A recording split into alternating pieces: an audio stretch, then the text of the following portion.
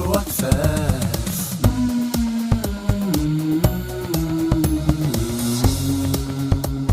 La web radio. Il s'appelle Timé et il est chanteur de hip-hop rap. J'ai donc pu l'interviewer pour Radio Access le lundi 4 novembre 2019 et il s'est livré sur son parcours. Ça t'est venu d'où toi l'idée de te lancer dans la musique comme ça? C'est quoi le déclic exactement qui a fait que tu t'es lancé dans la musique? Il n'y a pas eu de déclic pour la simple et bonne raison que dans ma famille on est tous dans la musique, sachant que mon grand-père à son âme était chanteur de variété algérienne, très connu et en Algérie et dans le Maghreb. Ouais. Donc en fait depuis petit je portais un nom de famille qui est assez lourd par rapport à ça parce qu'il était super connu et voilà, c'était un grand homme. Après la musique, comme je dis, c'est dans la famille. Ma mère elle compose aussi des fois, même si elle chante pas, mais elle a composé pour des artistes. Et moi après le premier déclic il est arrivé en 2009 où j'ai commencé à faire du rap, on va dire du rap à l'ancienne. Je rappais sur des fins de musique, sur des blancs. Ah oui, sur des... Ouais, tu faisais les bacs quoi, les fins de musique, les trucs comme ça, ouais. Voilà, j'écoutais des sons de la fune et puis quand ça se terminait, il restait plus que l'instru à la fin, genre les 20 secondes, j'essayais d'improviser des paroles dessus et puis après voilà, petit à petit, j'ai commencé à enregistrer des petits sons moi-même. Après, ça s'est vraiment concrétisé en 2014. Ah ouais, du coup t'enregistres des sons depuis 2014 et aujourd'hui avec les titres que t'as sortis, donc Habibti et Trace ta route, comment tu décrirais ton parcours musical? Très avec beaucoup de vagues en fait, parce que en 2014 j'avais signé dans un label où j'étais... Malheureusement j'ai pas sorti de son avec eux parce que pour la simple et bonne raison qu'ils m'ont enfermé pendant 1 an, ils ont pas respecté leurs termes. D'un coup j'ai arrêté dans le label, je me suis arrêté et d'un coup moi j'ai fait une pause d'un coup dans la musique de 2 ans et là récemment il y a 2 mois j'ai signé dans mon nouveau label Essentiel et c'est de là où tout repart tranquillement, on repart sur des bonnes bases, on repart sur quelque chose de carré, sur quelque chose de beaucoup plus professionnel que ce que je faisais auparavant. Ouais, et du coup, comme tu disais tout à l'heure, t'avais ta famille qui était dans la musique. Est-ce que t'as, genre, comme tu disais que c'était peut-être un truc qui s'est transmis, il y en a déjà qui ont voulu faire des feats avec toi, genre des gens de ta famille ou comme ça? Non, du tout, parce que la seule personne réellement qui faisait de la musique, c'est mon grand-père. Malheureusement, mon grand-père, j'ai un vague souvenir de lui. Il est mort à mes 6 ans, donc voilà, j'ai pas eu l'occasion, on va dire, de lui parler ou de lui demander conseils, etc. Non, à part ça, non, des gens de ma famille, absolument pas. Oh, absolument pas. Mais sinon, il y a des featuring que t'aimerais faire, il y aurait des chanteurs qui t'inspirent du moment. Oui. DJ Snake. Ouais, DJ Snake, ouais, c'est vrai qu'il est pas mal connu. C'est quand même quelqu'un qui... C'est ma référence artistique un peu, lui, c'est même mon style d'habit, même mon style de coiffure, etc. J'aime beaucoup sa personnalité. Alors, humainement, je connais pas mal son parcours, donc je me réfère beaucoup à lui. J'aime bien son parcours, j'aime bien comment il a fini... comment il a fini connu comme ça en fait. Après il y a Gims aussi. Ouais, Gims, ouais, j'ai remarqué aussi dans tes chansons, surtout dans Habibti, du fait que voilà, vous avez un peu pas les mêmes textes, mais lui aussi il parle beaucoup d'amour dans ses chansons. Ouais. Il m'a conseillé quand je l'ai rencontré, à la sortie de... C'était à la sortie de Subliminal. Je l'avais rencontré là-bas et après on s'est rencontré aussi à la sortie de Mon Cœur avait raison, la réédition. Et voilà, c'est quelqu'un, genre, je lui ai pas parlé pendant 1 heure ou 2, hein, mais genre, quand on s'est parlé, ses conseils ont été en or. Par rapport à l'écriture, par rapport à la façon de voir les choses et par rapport au fait de se démarquer, en fait, dans ce monde de la musique. Et si maintenant il te proposait un feat, t'accepterais? Oui, avec grand plaisir, carrément, surtout Gims, surtout lui. Ouais, ça a été la référence. Du coup, est-ce que la section d'assaut, ça a été un groupe qui t'a particulièrement... parce qu'on parle de Gims, la section d'assaut, ouais. Bien sûr. Hier, j'étais dans l'endroit où ils ont chanté en 2000... C'était il y a 10 ans, j'avais 14 ans à cette époque-là. Ils ont chanté au même endroit où moi, j'ai chanté hier. Et bien sûr que oui, la section, c'est la section. Ah bah ouais, la section ça reste mythique, ça, ouais, je confirme. Même moi j'ai toujours kiffé tout ce qui était genre section, tout ça. Et justement, en parlant de chansons, comme tu disais, hier t'as chanté, t'as des concerts à venir, des trucs comme ça, des projets? Pour le 26 décembre, pardon. Et juste après, le lendemain, je suis enchaîné à Liège. Ah ouais, à Liège, ok, ouais. Du coup, la Belgique, c'est un pays où t'as déjà été? Et oui, je progresse beaucoup en Belgique. Ouais, et du coup, au niveau des chiffres, ça va, c'est au niveau des vues sur tes sons. Moi, j'avais vu sur Spotify, là, t'étais pas mal dans les 12 000, tout ça. Tu trouves que ça avance bien? Comment tu décris? Sur Spotify, on a démarré mieux que prévu. Je m'attendais pas à ça.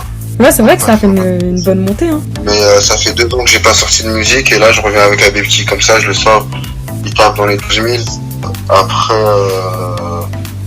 en tout, avec Deezer, Apple Music et Napster, on est dans les 25 000, 28 000 même, je crois. Enfin, on est pas mal. Ah ouais, on est pas mal, hein, ouais, on est pas mal. Et du coup, si il y a des chanteurs un peu qui sont genre pas très connus comme, enfin connus quand même, mais pas encore au stade d'être hyper connus comme toi qui t'inspirent, enfin d'autres chanteurs du même genre qui pourraient t'inspirer. Oui, mais après c'est pas des chanteurs français en fait, ils sont plus dans d'autres styles musicaux, dans un autre style musical et un autre univers. Parce que faut savoir que je m'inspire beaucoup des personnes qui font pas ce que je fais en fait. Sinon ça sert à rien. Je peux pas m'inspirer de quelqu'un qui fait ce que je fais moi. Bah ouais, c'est clair, ouais. Du coup, tout à l'heure, tu parlais du style algérien, du style des musiques algériennes. Est-ce que ça t'intéresse, genre, toi, de te lancer peut-être un jour dans le rail, dans les trucs comme ça, algériens? Non, c'est pas un truc non, qui je pourrais faire un délire. Non, bien sûr. Non. Dans Transcendance, il y a des sonorités orientales comme ça, où genre, je fais un gros clin d'œil à mes origines. Mais non, pas à ce point.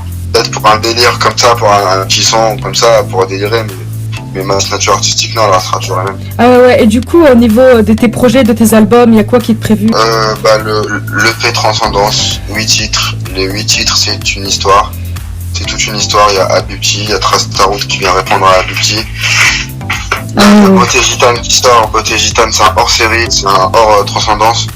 Ensuite, il y aura, en fait, tous les sons qui vont sortir, ils vont se suivre, c'est parce que c'est l'histoire de deux personnes qui se sont aimées, détruites, en fait, et ça raconte vraiment ce parcours-là.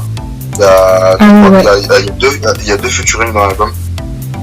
Et voilà. Et il y aura 8 titres, les 8 titres, ils vont former Transcendance, en fait, et le 21 mars, il sortira sur les plateformes, et voilà, j'ai hâte.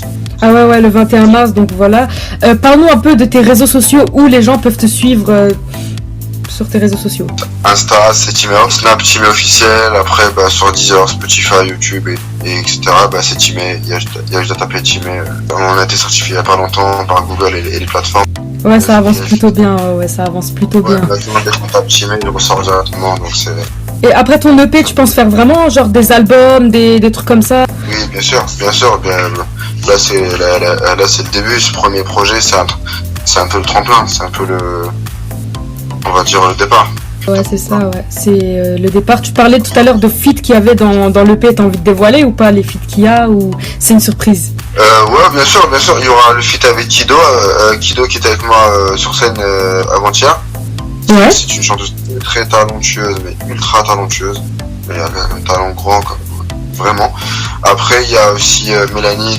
Il y a Mélanie Turner aussi, pareil, elle est sur Spotify, elle chante en espagnol, très forte aussi. Et voilà, en fait, les feats que j'ai fait, c'est des feats avec des personnes que je connais de base déjà. Sinon, pour tes albums, tu penses faire des feats avec des artistes bien plus connus? T'as déjà des idées en tête, un rêve de featuring ou pas?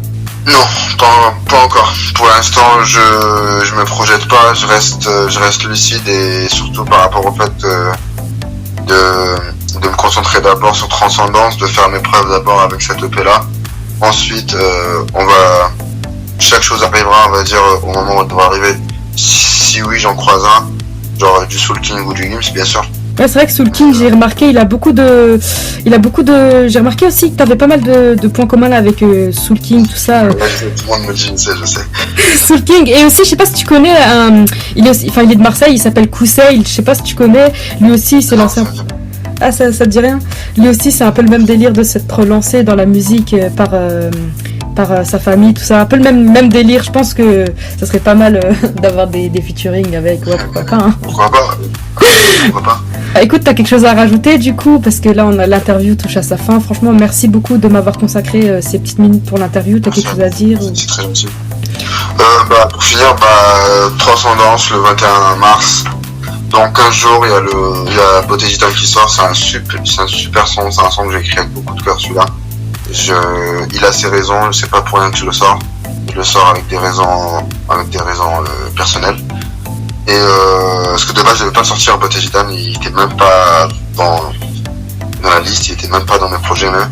Et là, je vais le sortir. C'est un hors-série. Donc, il arrive dans 15 jours et plein de belles choses arrivent encore. Ok, tu sais quoi, courage pour tes projets, puis n'hésite pas surtout à me tenir au courant, et je diffuserai ça. Puis vraiment, merci beaucoup pour m'avoir consacré ce petit temps, et puis à bientôt. Hein. À bientôt, au revoir.